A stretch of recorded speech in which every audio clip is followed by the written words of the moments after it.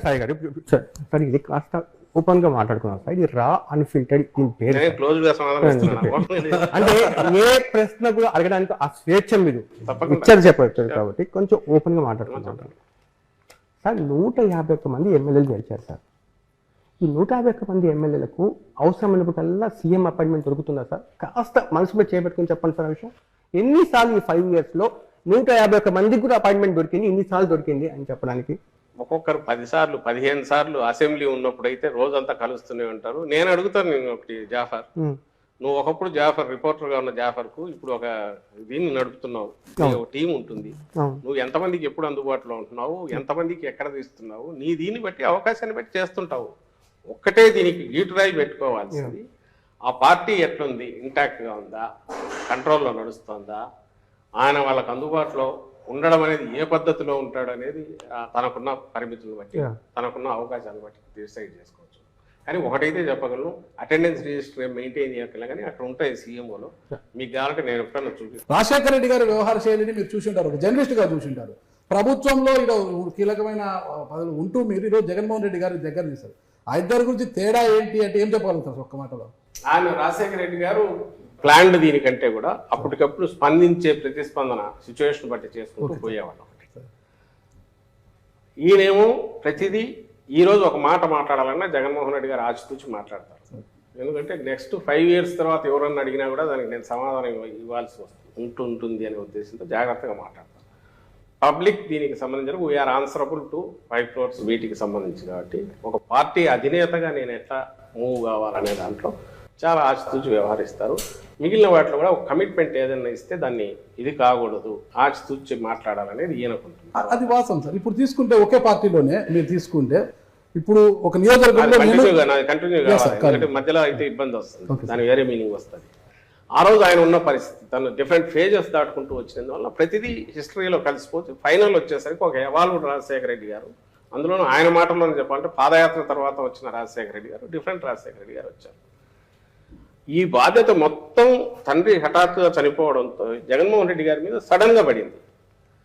ఈయన తన తండ్రి డిఫరెంట్ ఫేజెస్ చూశారు. చూసిన తర్వాత ఒక మాటను మళ్ళీ వెనక్కి తీసుకోవడానికి ఎట్లా అవుతుంది, ఒక మాట కమిట్ అయ్యాక వచ్చే తర్వాత వచ్చే ఇబ్బందులు ఇవన్నీ చూశారు. కాబట్టి ప్రతి స్టెప్ దగ్గర ఆ రోజు పార్టీ పెట్టిన రోజు నుంచి ఈ రోజు వరకు కూడా అతి తక్కువ మాత్రమే ఆయన ఎక్స్ప్లెనేషన్ ఇవ్వాల్సిన పరిస్థితులు వచ్చింటాయి, మీకు తెలుస్తుంది. ఇవన్నీ ఈ తక్కువ టైంలో సాధించడానికి కారణం ఈయనకున్న పట్టుదల లేక ఏకాగ్రత కారణం కావచ్చు. దాంతో వచ్చే షూడ్నెస్ ఒకటి ఈయనకుంది. అది ఓ లీడర్ కావాల్సింది. ఈరోజు పార్టీని బతికిస్తుంది, స్టేట్ కూడా హోప్ అయింది దాని నుంచి. 2019 నుంచి ఇప్పుడు పరిస్థితి మెరుగుపడిందని మీరు చెప్పారు సార్. సో మీరు కాన్ఫిడెంట్ గా ఉందో కాదు సార్, ఇక్కడ క్యాడర్ కూడా కాన్ఫిడెంట్ గా ఉంటుంది. ఇప్పుడు తర్వాత మీ కోటరీలో ఉన్నారు వేమిరెడ్డి గారు, చాలా క్లోజ్ కోటరీకి ఉన్నారు కదా సార్. ఎందుకు వెళ్ళిపోయారు సార్? మానుకుంటా ఎందుకు సంతృప్తిలో పడ్డారు? కృష్ణదేవరాయలు ఎందుకు జంప్ అయిపోయారు సార్? ఇక్కడ పాత స్థాయికి సీటు ఉందో లేదో చెప్పకముందు అసలు విచారణ ఎత్తేసాడు. ఇవన్నీ కాన్ఫిడెన్స్ లేక బాలశౌరి గారు కూడా దూరం అయిపోయారు. బాలశౌరి అంటే క్లోజ్ కోటరీలో ఉన్నవాడు. జగన్మోహన్ రెడ్డికి ఆత్మ నేనే అంటే బయటకు చెప్పుకున్నారు బాలశౌరి. ఎమ్మెల్యేలు వెళ్ళడం పర్లేదు సార్, ఎంపీ అనే ఒక వ్యక్తి సిట్టింగ్ ఎంపీలు వెళ్ళిపోతే అది మొత్తం ఆ కాన్స్టిట్యూన్సీలో ఉన్న 10-12 మిగతా అసెంబ్లీ నియోజకవర్గాల మీద కూడా ఇంపాక్ట్ చూపించే ప్రమాదం ఉంది. ఇలా 4 ఎంపీలు దాదాపు 4 సిట్టింగ్ ఎంపీస్ హ్యావ్ జస్ట్ మీరనేది అంత ఎనీ పొలిటికల్ పార్టీ అది నాది కావచ్చు ఇంకోటి కావచ్చు స్టాటిక్ గా ఉంటుంది అని అనుకుంటే అది ఒక ప్రమేయం అవుతుంది. ఉండాలని కోరుకోవడం కూడా కరెక్ట్ కాదు. ఒకటి ఫస్ట్ పాయింట్. బట్ ఇది పెద్ద జోల్ట్ కాదా సార్? ఏం కాదు, వాళ్ళకి జోల్ట్ అవుతుంది. ఎవరైతే దీన్ని ఇదే అయ్యారో జోల్ట్ వాళ్ళకి జోల్ట్ అవుతుంది. పార్టీ అనేది స్థిరంగా ఉంది. పార్టీ ఈ ఓటు ఈ రోజు ఉండే ఇప్పుడున్న పరిస్థితిలో ఈ పార్టీకి చూసేది ప్రతి ఒక్కరు జగన్మోహన్ రెడ్డి గారిని చూస్తున్నారు, ఆయన విధానాలు చూస్తున్నారు. వైఎస్ఆర్సీపీ అంటే నన్నదర్ దాన్ జగన్మోహన్ రెడ్డి గారు చూస్తున్నారు.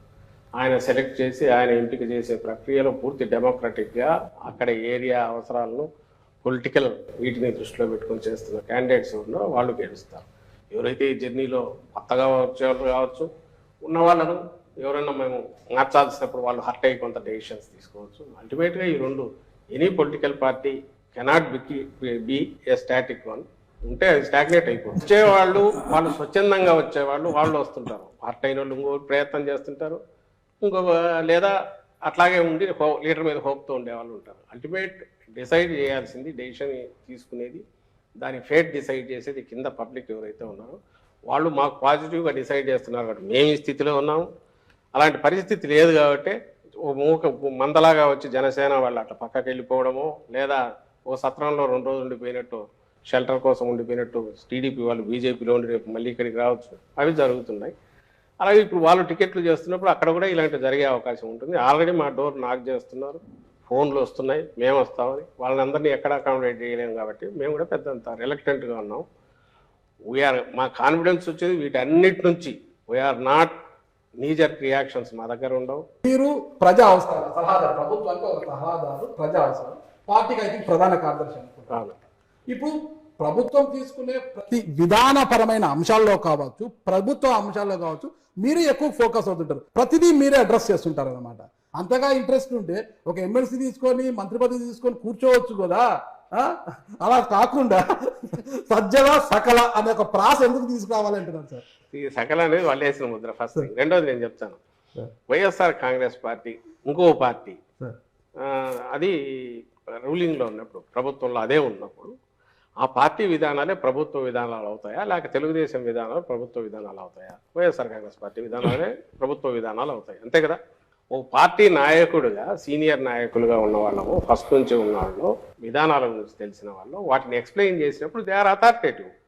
అది మేము కావచ్చు, ఒకవేళ ఈరోజు బొత్స సత్యనారాయణ గారు మినిస్టర్ కాకపోయినా ఆయన మాట్లాడినా, లేదా ధర్మాన ప్రసాదరావు గారు మినిస్టర్ కాకపోయినా ఆయన మాట్లాడినా, పెద్దిరెడ్డి గారు మినిస్టర్ కాకపోయినా ఆయన మాట్లాడినా, ఎందుకు వస్తుందంటే వాళ్ళ లెవెల్ ఆఫ్ మెచ్యూరిటీ, లేదా పార్టీతో ఉన్న అసోసియేషను, పార్టీ విధానాల పట్ల స్పష్టత, ఎక్స్ప్రెస్ చేయగలిగిన వీటిని బట్టి వస్తే అవి దే గెట్ ఇంపార్టెన్స్. అవి ప్రభుత్వ పాలసీలు, మావి కాక వేరే పాలసీలు, టీడీపీ పాలసీలు. ప్రోటోకాల్ ప్రకారం ఐఎమ్ నోబడి. ప్రోటోకాల్ ప్రకారం ఎక్కడన్నా అఫీషియల్ ఫంక్షన్స్లో నేను ఎక్కడ ఉండని, నేను ఉండాలని ప్రయత్నం కూడా చేయను. నేను పార్టీ ప్రోగ్రాంలో ఉంటాను, పార్టీ విధానాలు, ప్రభుత్వ విధానాలు అయిన చోట మాట్లాడతాను. ఫస్ట్ మీరు గమనించాల్సింది ఏంటంటే 10 yearsలో ఒక పార్టీని స్ట్రాంగెస్ట్ పార్టీగా నిలబెట్టి, ప్రభుత్వం సీట్ల పరంగా ప్రజలు ఇచ్చిన బ్లెస్సింగ్ ఏదైతే 151, అది మామూలు బర్డన్, బరువు కాదు.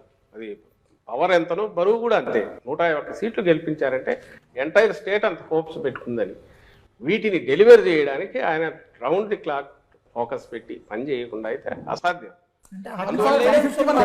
నేను ఇంతకుముందు అన్న స్కీములు కానీ, లేదా ఈ 4 ఏళ్లలో 2 ఏళ్ళు కోవిడ్ తీసేస్తే మిగిలిన తక్కువ టైంలో ఇంత ఫినామినల్ రిఫార్మ్స్ కానీ, చేంజెస్ కానీ, సిస్టమ్స్లో చేంజెస్ కానీ, కొత్త సిస్టమ్స్ ఇంట్రడక్షన్ కానీ చేయగలగడం అనేది, మీరు దాంతో పోల్చినప్పుడు దానికి ఆయన సఫర్ అవుతున్నది, ఎంత టైం లూజ్ అవుతున్నాడు. మామూలు దీంట్లో పార్టీని ఓ పక్కన నడుపుకుంటూ ఇది ఎట్లా చేయగలుగుతున్నా ఆలోచిస్తే అసలు ఇది ఎట్లా చేసాడని మీకు ఆశ్రమిస్తే ఇది అసలు ఇష్యూ అనిపించదు.